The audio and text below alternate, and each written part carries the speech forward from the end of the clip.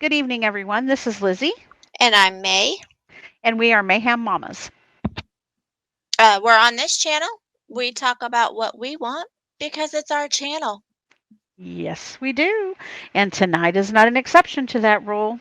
Mm-mm. Tonight, for our Trauma Tuesday, we would like to go ahead and just issue a trigger warning. The next 3 to 4 episodes will be about our experiences with our own children that have special needs and special circumstances.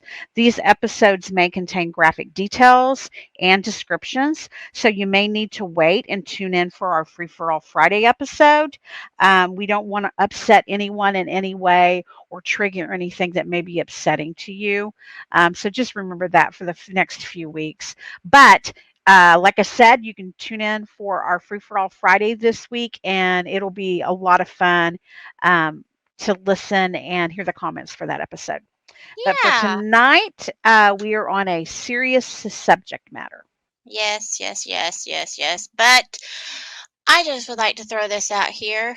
Whoever that does not think YouTube is a job, we have been working on doing this for 2 hours and 41 minutes and have not made one single dime, nor have we recorded only but 5 minutes and 37 seconds of content.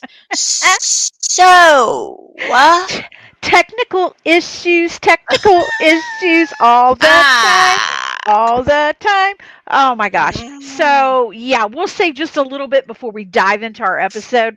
We know nothing about doing this. mm-mm, We are not computer savvy. We mm-mm, are not graphic savvy. We are not technical savvy. I mean, we mm-mm, have worked, researched, worked to do this. And so it seems like every time we get on here, there's a little bit of a hiccup.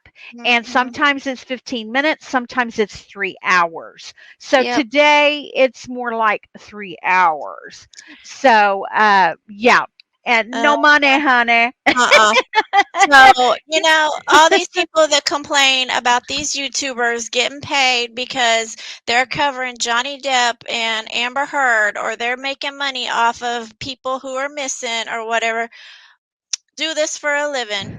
Do That's right. this for, I mean, we don't, Exactly. but do this Yeah. for a living. Get your $1.99 or how much ever and go on about your day because you deserve it. That You is deserve it. right. Oh, amen, sister. Yes, it is worth every dime that Okay. Yep. someone makes. So, Yep. okay, now we're done with the rant. We're done Yes. with the stress Yes. of getting this show going. And so we're going to dive into this episode. And I'm really, Yes. really excited to do this. It brings up a lot of things for me that are emotional. It brings up a lot of things for me that are sad. It brings up a lot of things, painful things, physically and emotionally. But it also brings me such joy, happiness, and pride to know where I am at and my child is at today. So this is a real mixed emotion bag for me. What about you, May? It is definitely a love-hate relationship with life, God, society, family, um, you know, just Absolutely. the world in general. And Agree. I think, unfortunately, unless you have been in someone's shoes with a child of special needs, or even maybe uh, a what am I trying to say? Um, Just a not normal situation. And I know right, normal means something different for everyone, but right. just a situation where you're having a baby and it's all butterflies and lollipops, everything goes smoothly, your child is healthy, wealthy, and wise from birth. Anything that's other than that, that's who we're talking to. Right. But we're also talking to those people that everything was, Candyland when their children were born. And we're not dissing anyone. We're so happy that you had children that are healthy. Mhm. We're not saying that, but we're just trying to bring a little bit of awareness Mhm. to the situation. And even though we both have dealt with children with special circumstances. My situation and May's situation are totally different. Mhm. And as we dive into this over the next few weeks, I think you're going to realize that and see. But even though our children's situations and diagnoses are different, a lot of our feelings, the way we've handled, the way we've Mhm. dealt with, the commentary from outsiders, as she was Mhm. saying, is a lot the same. So we just Right. kind of want to bring awareness to all of that and just maybe to help even just one person out there that's experiencing something like we've gone through, that hey, you know what, it is going to be okay, and hey, you know what, you are going to get through it. Right. And I think a lot of people or a lot of parents or a lot of women or men or whoever are raising children with any type of needs, you see them sitting there at the clinic or the hospital or wherever you may be, this school, and you see them sitting there with a smile on their face, and you think, oh, what a strong parent, how wonderful, they're such a trooper, blah blah blah blah blah. What you don't know is all the feelings and the emotions and how they go home at night or how they wake up in the morning or how they go throughout the day. You have no idea what's going on the inside. You just see this parent that, is sitting there in a chair That and looks like they the have it all together. right. Yeah. Or maybe they're in the hospital and are going through something and crying, and you feel sorry for that parent, or maybe you even think to yourself, thank God I'm not in that situation, you know. Absolutely, absolutely. But I wouldn't trade m- my situation for anything. No, absolutely not, absolutely not. I mean, if you had to trade your situation, that means you'd be trading your child, Right. and so, I wouldn't wanna do that either. So, I No. think what we talked about when we were talking about with each other about this subject and doing this particular episode was we were going to start from the beginning. Right. Because with this, I don't think you can start anywhere but the beginning. Hmm. There's just so much that went on from the beginning. So, tonight in this episode, that's what we're going to do. We're going to start from the beginning. We're going to start with the pregnancy, and we're kind of going to work our way forward. And these may be a little bit longer episodes than what we've normally done. We're going to try not to make them a lot longer because I think we don't want people to look and say, "Oh my gosh, look how long this episode is." But Yeah. I think that even though it does go maybe a little bit longer, I think it's going to be interesting and give you a lot of information and facts and things. And I hope that we keep you engaged because I do think this is important for a lot of people to hear. Plus, when women talk about giving birth and all that, you know how we can't shut up. That's right. You Yeah. know. Yeah, yeah, and believe me, we got lots to say, girl, about that now. Oh, lots of advice to give. Yeah. So, do you want to go first with your start of your pregnancy, and then I'll just kind of Well, sure. I mean, bounce back and forth with you. we can do that. Actually, we started back way before. Um, I have what they call PCOS, polycystic ovarian syndrome, which means that I have, and it means a multitude of things. They kind of just lump a bunch of stuff that they feel like, oh, you've got this. It's PCOS. But Right. what it does is a lot of times is you have cysts on your ovaries, and it also causes a lot of other things. You have fun, manly man hair, like your arms get hairier than others. You get to shave your legs a lot more than your average woman. You have facial hair, which is real fun. Love that one. Um, which I kind of wonder if the women in the back in the 30s and 40s, the freak show women with the beards are not anything more than women with PCOS. Probably. Um, yeah, seriously, I think so. But so anyway, I had my right ovary removed a long, long time ago. And they said, oh, no problem. You'll get pregnant. Don't worry about it. Well, it actually ended up being kind of a problem because of these cysts and whatnot. And we went to an IVF specialist. We did all of that. Um, we did the in vitro. We froze the eggs. And that alone could be in its own show Oh, absolutely. Absolutely. Yeah. because my personal own experience would not recommend it to my worst enemy. Mhm. Wouldn't. The time, the money, the emotional toll it took on not only me but my husband, it wasn't worth it. Right. And that And didn't work as well. it didn't work. It didn't work. Right. So I went, and on top of that, didn't get the right diagnosis and from a top leading IVF specialist. So I thought, if I'm not going to have a child, I am going to be one hot looking lady. So I went to the dermatologist and I said, at the time, I was like, I've got a lot of arm hair that I want gone. I want to get it like laser removed. And I've got like this, thank God it's light facial hair. Some women have dark facial hair, but I have light Right. facial hair. But I notice it. Not a lot of other people notice it, but I notice it. And so I Mhm. wanted it lasered and gone. And he said, well, unfortunately, because it's light, the laser hair removal doesn't work as well on light haired women. There's something about it being finer and darker is thicker. So I'm not sure. But I was like, well, dang it. And then I had acne, like they called it bearded acne, which again, from PCOS. And he said,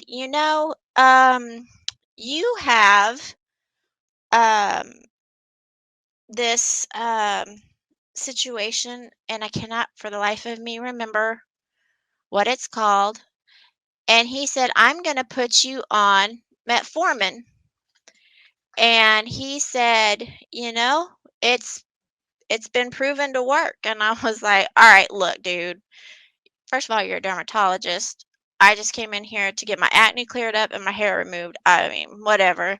So he's And putting you, so back up for a second. uh-huh, So he's putting you on metformin for your uh-huh, PCOS? uh-huh. Okay.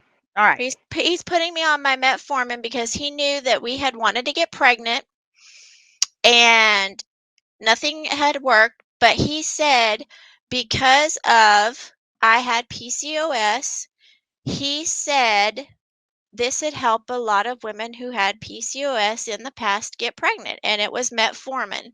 And that's another thing. The whole way women with PCOS processes sugar, kind of like a diabetic, and the weight gain go Mhm. kind of hand in hand.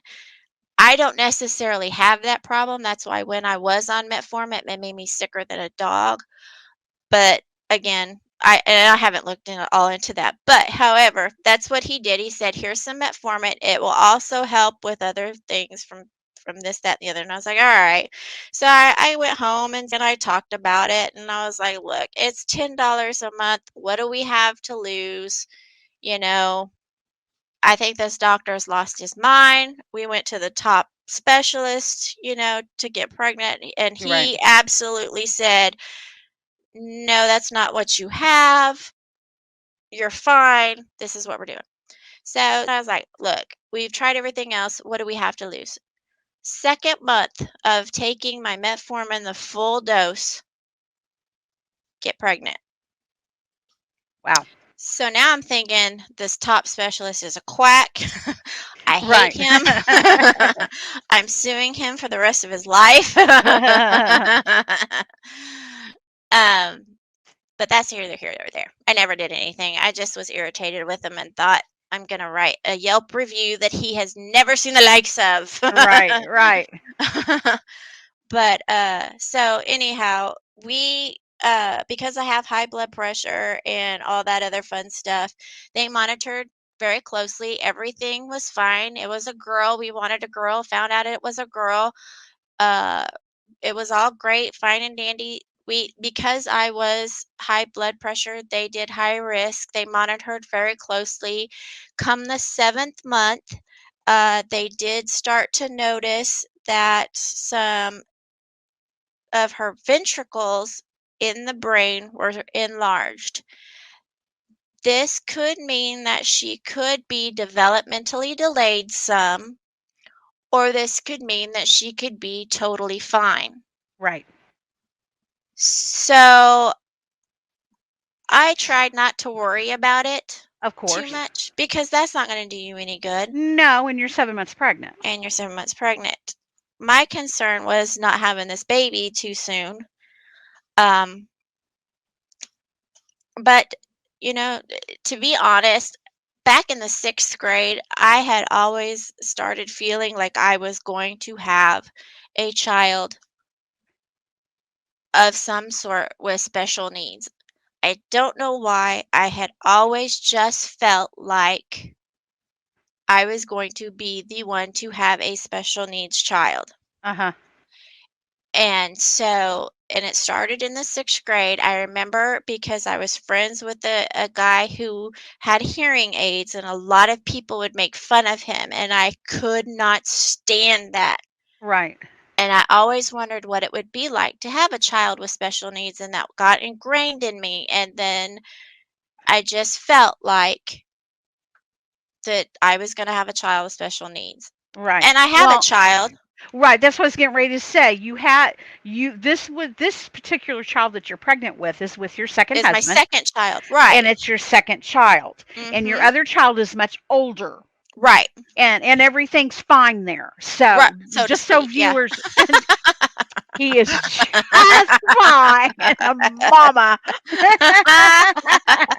Poor baby. Ah, And so by having that experience and everything, then that's when you started having fertility issues with the second time around. right, Okay, so right. you're 7 months pregnant and you learn this and you just kind Mhm, of uh, push forward like you mhm, would do, mhm, and probably you kind of put it to the back of your mind. mhm. Right. Right, because denial is always the best course of action for me. Uh-huh. Right. Yeah, that's your personality. Uh-huh. And so,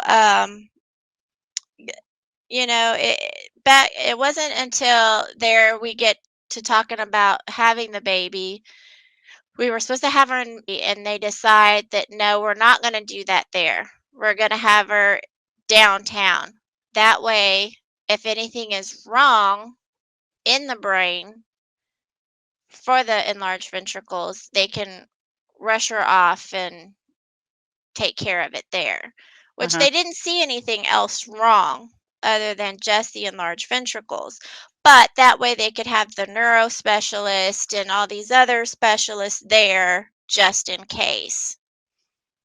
And so they decided that by the time September 3rd rolled around, I still had not had anything happen. I was dilated to I can't remember if it was a 1 or 2. I was dilated, but nothing was going on. So they decided that December 3rd, they were going to uh, give me all the medications and start the process and all that. So I was supposed to have her on the 3rd. We went to the hospital, I think, on the 2nd to get prepared to do everything. Uh-huh, to be induced. Right. And she decided that she wasn't going to come out until the 4th at 3:36 p.m. Okay. So, just like her mama, she was late, very fashionably late. And I was sick up until the time I delivered her. And the medicine they give you, that little button, did not work. So, I basically had her all natural. Um, that was not fun, nor was that my decision. Uh-huh. I know a lot of women are all natural tub births and all that, and boy, I give you That's a great, lot of wonderful. kudos. Yep, more power to you. Mhm. We've got drugs for a reason. Mhm. Yep, Yep. hear you. But Tried it.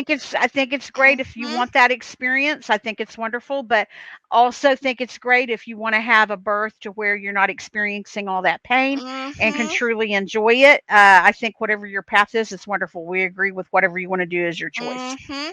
Mhm. Hmm. And My husband was amazing the whole time. He tried his best to do as much as he could humanly possible, but you know as much as I do, there's not a damn thing they can do, No. um, but irritate the shit out of you. Yeah, but you know what? It is, I mean, when you think back on it, it is nice to have, to know that they're there trying to support you, even Mhm. though there's nothing that you can Right. do. And everybody reacts differently to when they're in severe pain. And a lot of times you don't want people messing with you or whatever, but it's wonderful Right. because there's lots of women out there that don't have anyone with them. And we Exactly. recognize that. And there again, just know we're not complaining. We're just, it's, we have the right to have our opinions about our own experiences and Right. and have our own feelings about it. So please don't be ungrateful and send us comments or things about that, because we're not complaining. We're just stating Right. how we were feeling at the time. Exactly. Let me Okay, so tell our you. little Miss Baby girl came into the world. Yes, she did. And I did not hear her cry, which, you're like, why? Why? That's the Why? first thing you're Uh-huh. listening for, right? Yep. And they she finally did, and I honestly do not remember them putting her on my stomach or any of that. I remember them um rushing her off of out of me, away from me, and I remember everybody being gone. Right. And I remember me in the room by myself with my mom, and I think my sister-in-law was there, and I think my husband's aunt was in the room at the time, Hmm. and literally my nurse. And I'm like, okay. Where's my yeah, where's my baby? Where's my child? Where's my husband? Where's my family? Like, where did everybody go? Right. And so they rushed my daughter off to do some uh, x-rays and some imaging and stuff like that with her, and to get some vitals and all that fun stuff with Okay, her, and daddy went with her. what was the concern when she was born? Was it something visual they saw, or what made them, because you didn't know anything was wrong other Hmm. than there were some enlarged ventricles, uh, apparently, when they did a sonogram. So Right. what were they thinking? Were they just going off of that?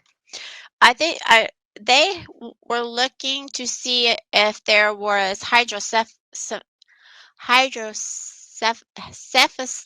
Oh, I can't say it. They were looking to see if she had water around the brain, fluid around the brain, Okay. if there was leakage. They were looking to see if there was anything concerning around the brain and the ventricles. Okay. Um, but uh, when they had gotten her out and looked at her visually, and I think they drew her blood and did some other things, they had come back, and she was going to be in the NICU. We had Right. already known they were going to put her in the NICU. Now she was a healthy baby. She was um 6 pounds 5 ounces, and goodness, I can't remember how long she was. My brain just froze up. I want to say like 17 inches long. Okay. So she was healthy weight, healthy length, had all her fingers, toes. Visually looking at her, she was gorgeous, did not look Right. any So different basically they're doing this all based off of what they on saw the, yeah. when she was in utero. Yep, Okay. yep. Okay. And when we were in to do the ultrasound, they did one of those fancy um 3D Uh-huh. imaging Uh-huh. ultrasounds, because for medical reasons. It had nothing to do with us Right. wanting to do it. They did it for medical reasons so they could Okay. look at her brain and the Okay. ventricles. So they did all that. They whisked her away, and they asked us if at that time we wanted to do an MRI.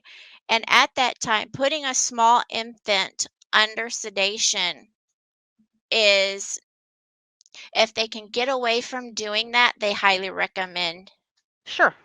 doing that. and she wasn't latching to nursing. She would take a bottle, but as far as latching and nursing, she wasn't really doing that. They weren't really having me go to the NICU to try to work with her. Um, and she was not crying very much. I mean, she was a very well behaved baby. So the whole not latching and not sucking and wanting the bottle right then and there never dawned on me, never clicked that maybe something was not Right. right. Right. And, because babies do that. Oh, It absolutely. takes a while. Right. And they didn't seem too concerned about things. But Mhm. they also weren't getting me to work with her. And, I look back now and I'm thinking, why didn't I push more to nurse her? Right. Uh-huh. But, hindsight's 2020. Oh, absolutely. Absolutely. We would be all rich, wealthy, wise, and Yeah, skinny if that were the case. exactly. So, did you find out anything before you took her home? Not a thing. Okay. Because we opted not to do the MRI Right. because having her under sedation at that time, it just wasn't worth it. Right. Well, and they weren't finding any red flags, Right. And even the obviously. neuroscientist was like, or the neurologist was like, we don't see a reason to do it. Okay. Let's just keep an eye on her. Okay. So so you have this baby and they do this testing because they see possibly something might have been going on, and Mhm. then nothing really came back as Mhm. abnormal or red flaggish. You Right. guys chose not to do the MRI and you take her home. Okay. Mhm. So your story up to that point is uh there was possibly something going on, and then you give birth to her, and then probably you're feeling like, oh wow, this is great, Mhm. she's a healthy baby, she's doing great, and you're going home to move forward with having a newborn and all that entails with sleepless nights and all that kind of stuff. Uh-huh. Okay. So for me, I did not really want to have children.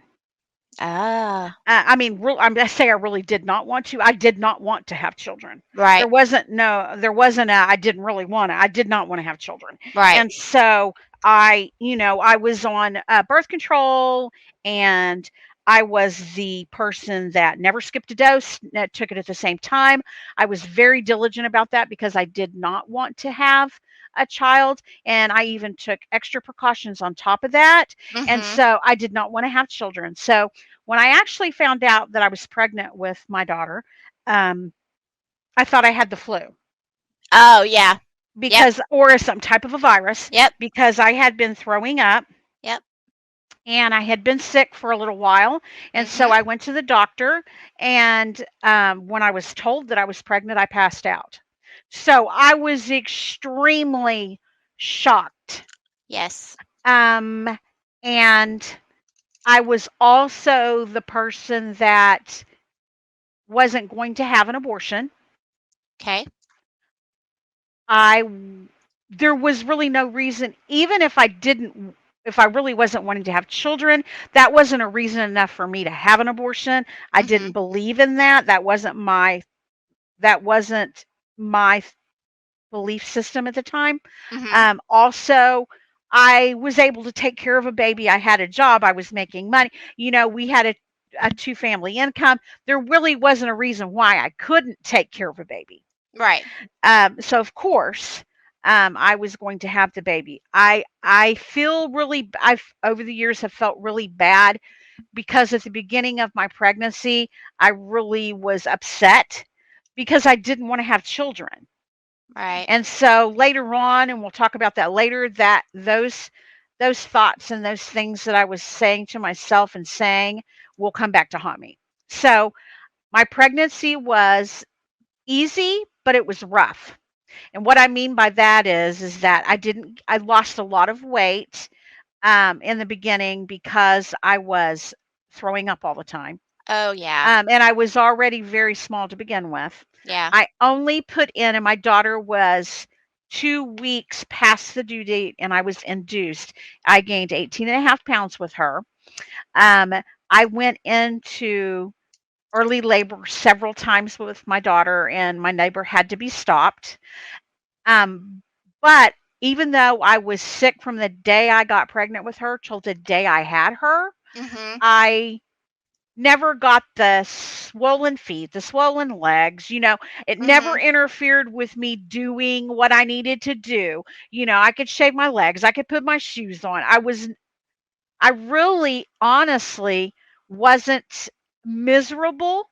Now, Mhm. was I the woman that loved being pregnant? Like my sister Uh, loved being pregnant? No, no, I was not yeah. that person. Mhm. But I have to say, as far as me physically, it was not a bad pregnancy at all.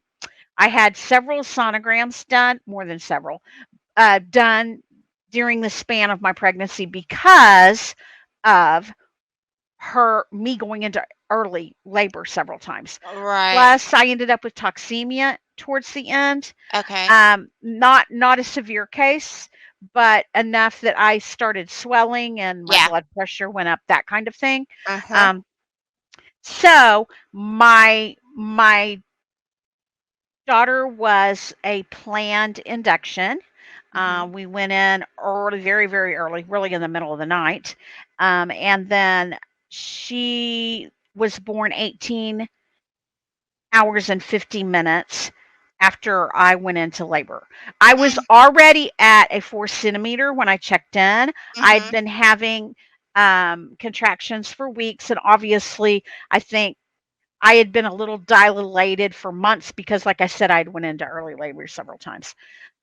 Uh, Wow. my my labor experience was not a typical one. My my baby, of course, at the time we did not know that my baby was this big. I mean, they should have known, but that's another story in itself. I was pushing and she was going nowhere. My baby was still up underneath my chest. Mhm. I pushed for over 2.5 hours Mm. and she didn't move. And so at that point, they decided that we were going to do a forceps delivery. And part of the reason why I think my doctor at the time probably would have let me push longer than that, but she started going into cardiac arrest. And so um, we had to get her out. And so Yeah. instead of wheeling me to to the operating room and doing all of that C section, we did a forceps delivery. Um, my mother was in the room as was my dad, and Uh, I okay. know, and so it was an experience like none other. My mom had had 3 children, and she had never witnessed anything like a forceps delivery birth. Yeah, 'cause Um, that's almost 30 years ago, right? yes, almost 30 And years ago. they don't now. I know that forceps do they did they do that then? Because I know that Yeah. they were they because I don't think they do that now, do they? I'm not sure. I think a forceps delivery may look a little different than what it did then. I think they have the suction thing that goes on the head and they try to pull that way. But these Mhm. were actually the forceps that fit Mhm. around her head. Mhm. Um, and my mom describes it as barbaric. Mm. I had nurses on either side of me, and the one nurse had a towel wrapped around between the bars and pulling over my stomach to give her leverage to push on the outside of my stomach while they're Mhm. pulling from the inside. Oh my. Yes. And so I had her. They immediately took her away into the room that I had. They had opened up a side because she was in distress when she was in, so they knew that there was something going on. And so at the time that my daughter was actually birthed, there was 14 doctors and nurses in the room. They Uh, immediately took her into this other area, feverishly working, she never cried, kind of that same scenario you mhm. had. Um, I was bleeding all over the place because not only did I tear from here to there, Mhm. my uterus had torn away from my inner walls. And so I was bleeding. And actually, my doctor at the time made the comment, is somebody going to help me sew with sewing her up before she bleeds out on the table? Nice. Yes. So all this is going on with my child over here, and then all this is going on with me over here. Um, obviously they didn't put her on my stomach. Right. They whisked her out as well. Dad went with, and so it was me with my mom left in the room. My doctor sewed on me for over 2 hours. Mm. Um, the estimation of stitches by the nurse was over 130. Mm. So I was in shock, not just because I didn't know what was going on with my child, but because of my birth was so traumatic. My birthing experience was so traumatic. Well, and you lost probably half of your body weight in blood, It and was I'm pretty sure the doctor probably stitched a home sweet home in your body. right, exactly. I mean, it was not a normal experience. It was not a pleasant experience. Mm-mm. It was horrific. It was one of those experiences where I had nightmares, and I'm meaning nightmares, for years about God. redoing that experience over again. It was very traumatic for me. So after they finished, stitching me up, then eventually I did get to go up into, to my room Right. in the wee hours of the morning. And at that point is where I'm people are running in and out. Doctors are running in and out, nurses are running in and out, therapists are running in and out, trying to tell me all the things that are going on with my child. Um, I'm hearing them, but I'm not hearing them because Right. I'm really like I'm still in shock, and I'm not sure that I'm really even processing what they're telling me. When they get me up into my room, and when you first get into your room, the nurse will come in and she'll pull the blanket up and take a look, and they'll either bring heat, ice or heat or whatever they Uh-huh. do nowadays for that. Yeah. But she was like, the look on her face was like that of horror, and she asked me, "How many babies did you have?" And so I'm thinking in my mind, "Oh my gosh, what does it look like down there?" Right. I'm thinking, "Oh dear Lord, what have they done?" Right. And then for that kind of a comment to come, first off, that should have never been said by her. Right. There was just so many things that were not okay that happened in the situation. And I'm like, of course I'm responding one. And then she gets my chart Right. and she sees, oh, it was a 9 pound, 1.5 ounce, 23 and 3/4 inches long, 3-month-old child. Right. you know? Right. So, oh, okay. And it was a forceps delivery. Oh, okay. That makes sense now. You're tore up. And so now you're thinking my hopes and dreams of a pole dancer has Y- just They're been gone. gone. Right. Stripper days are No over. more. No more. No more. No more. Yeah. And so, and of course, that was really the least of my worries. But Yeah. what I'm trying to get across is that it was just one more thing added on to Well, yeah. what was going on. So, Well, and it hurts. oh yeah, It of hurts. course, of course. So I'm laying there, and they're coming. Well, the first thing they come in and tell me is, because it is the one of the visible things that's going on, is that my daughter was born with a cleft lip, and so hers was, uh, a one-sided cleft that went up into the nasal, passage. Mhm. Um, it wasn't bilateral, so that was a plus. Mhm. Um, that didn't happen. I mean, I was trying to see the positives and everything, Yeah. because that was a plus. I mean, if she would have had a bilateral one, that would have even been more extensive surgeries, maybe more surgeries than what she even had to have on her mouth. Right. The other thing that we found out, and of course, all of this was not found out initially. It was over the course of days and testings and X-rays and all this. But her palate at the time we felt was only affected with a notch in the palate. So Okay. she had her palate intact, but she did have a notch in it. They were seeing maybe some extra teeth, and they were downplaying that as, she might have to have braces later on in life. Of course, that's nothing that's a big deal. Right. And so that was the first thing that I that they told me.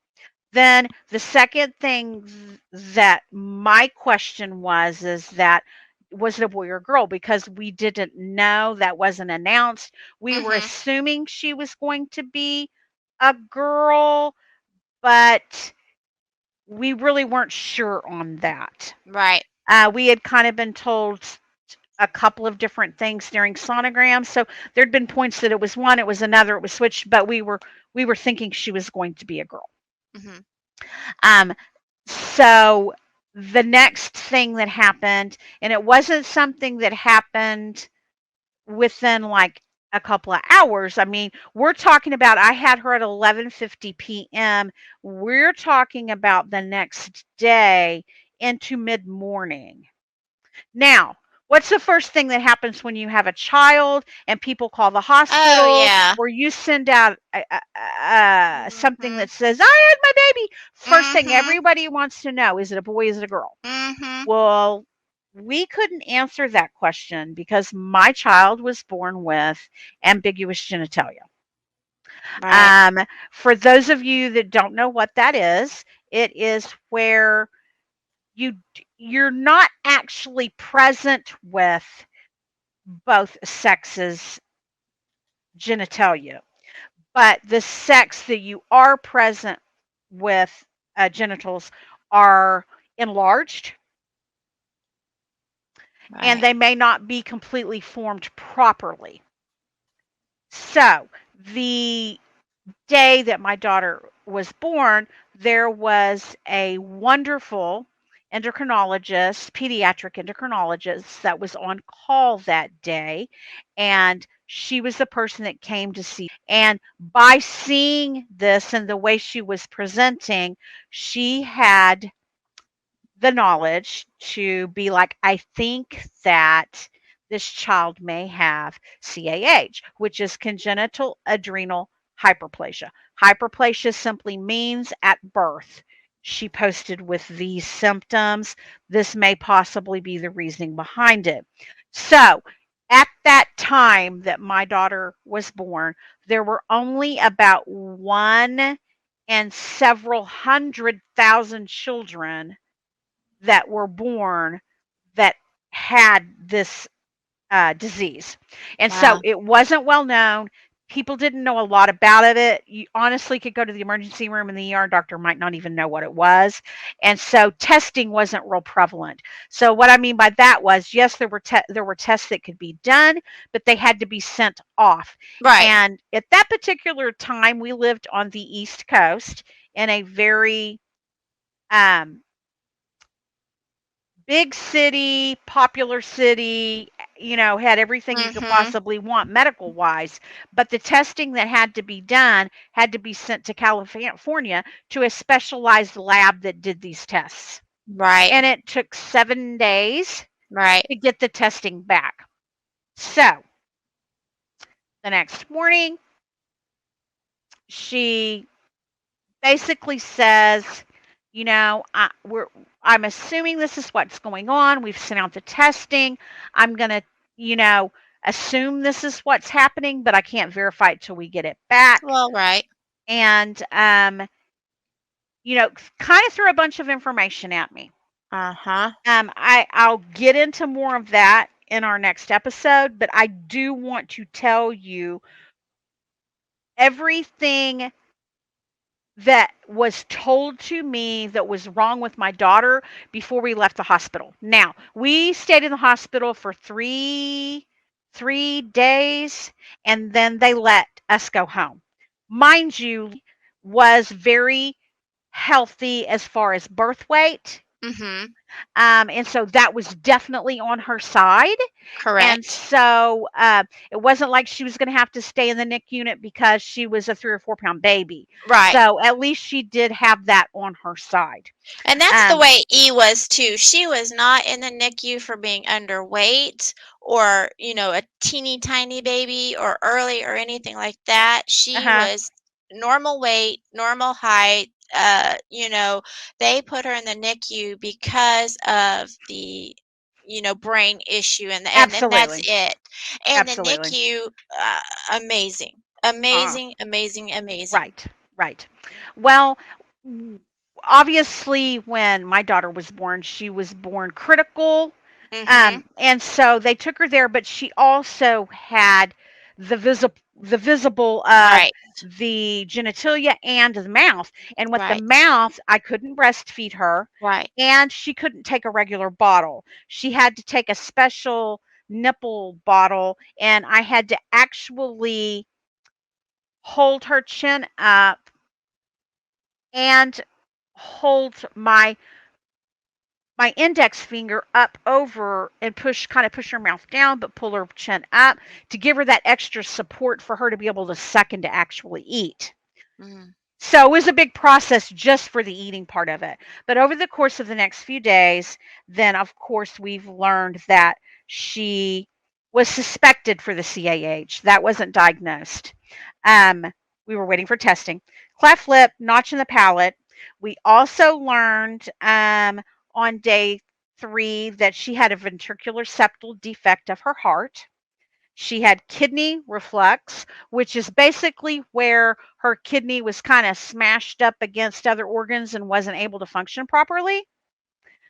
She also was presenting with esophageal reflux, severe esophageal reflux. We called it power puking. Um, Yeah. Yeah. she'd be on my lap and it would go hit the wall 10 feet Yeah. away, which causes lots of, I don't know, adults out there that have gastroesophageal reflex GERD, it causes you lots of stomach burning, heartburn, those Yes. types of symptoms. Same thing for a baby that has it. So Yes. you have a baby that every time they eat, they get this burning, intense burning and Yes. heartburn feeling. We also, at that point, that's what we knew. So there's lots of this coming at me, lots of serious things, for someone to be like, I just had a baby and I got all these problems. Right. But we were released and sent home, but with the understanding that she had to come back in for blood work. The blood work that they were having us come back in for, which they were taking every, oh, I don't know how many times a day they were doing at that point in Mhm. time, multiple times, was basically a Chem 6, which is checking for sodium, potassium, those electrolyte levels. Right. Because if the suspicions that the endocrinologist had were correct, CAH affects her making, retaining salt and high potassium levels. And so those can be extremely dangerous. When your when your sodium falls, your potassium rises, and that can cause cardiac arrest. And so we were having to go in daily to the hospital. Even though we were released, we were having to go back in to have these tests, these blood draws done. We also set up with the genetics department because Mhm. we had to go through genetic counseling because of the things that were going on with her also. Right. And so, with that said, it wasn't until day 7 that we we knew that the testing hadn't even come back yet, but we knew that she had CAH because she had a cardiac episode. I Mm. was home with her, had to take her immediately back into the hospital. her sodium levels had fall. She was basically dehydrating. She was Mm, dehydrated, and then yeah. that was causing these issues and problems with her heart. So at that point, we did get her test results back later in the day, and she was confirmed to have congenital adrenal hyperplasia. Mm, So that's how my first week went with my newborn and my delivery. right. Right. And when they sent off for the test to verify it was CAH, they're just going off to send a test to verify that it's CAH. They're not going off to verify the chromosomes or any of that, are they? Well, actually, what happened was is yes, this doctor did all Okay. of that as well. So there, it's not just there. It's not just one test. Okay. There's lots of tests that are involved with this. It's a testing of her plasma Okay. a testing of her 1721 hydroxylates. It's several different, it's not just one Okay. singular test, it's numerous tests that come back showing a full picture of what's going on. Yes, chromosome testing was done because not only are we dealing with the potential of her having this life Mhm. threatening disease that Right. there's no cure for, we're Right. also dealing with making decisions about gender. Right. And so that again we'll talk about in the next episode. I don't want this to be too Right. overwhelming, and I certainly want this to be time spent so that we can know exactly what this is and what it's about. But Right.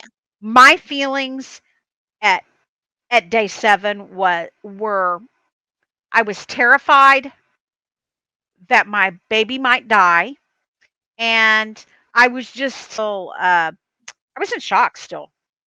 Well, yeah, and you were how old? 3 months before my 25th birthday. Yep. Yep. So I think we'll stop at this point. We probably went a little longer than I thought we were going to go, but I felt like there were things on both ends that we needed to say to give you a full picture of kind of what we were experiencing at that time. And so we'll stop there. I've enjoyed this. It's brought up some feelings, but I've really enjoyed the conversation, and I've enjoyed getting to know about your experience with your pregnancy and your birth with. Yay! So, we'll jump off of here, and please, please tune back in next week on Tuesday Yes. for a part 2, which will Mhm. be about my itty bitty 9-pound baby. Yes. But also, don't forget, just a reminder, Friday, Free for All is at 7 p.m. Join us for that. You're going to love the episode. It's going to be really, really fun. Our fall So, favorites. yes, it's going to be awesome. So, have a great rest of your weekend, and we'll see you on Friday. Yes. Bye. Bye.